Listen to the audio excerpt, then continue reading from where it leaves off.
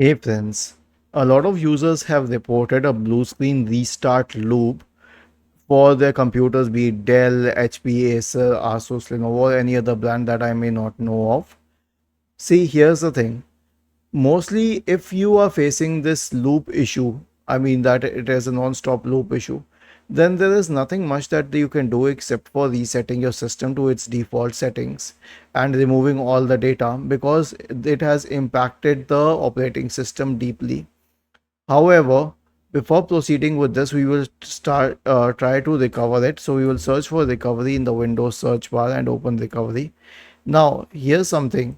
I always suggest people to configure a system restore point, turn on system protection, apply, okay, and then create a restore point, okay, so that if they face any such issue in the future, they can recover it to a previous version. If that helps, it may not always help, but if that helps, then click on Open System Restore, click on Next, select the Go to Restore Point, Next, and then you can click on Finish and then on Yes to initiate the system restore process. But if this doesn't happen, then right click on the Start button and select Settings from the menu.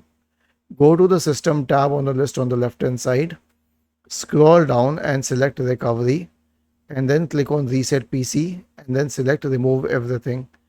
Okay, and then wait, select cloud download, do not select locally reinstall, select cloud download, not this one cloud download.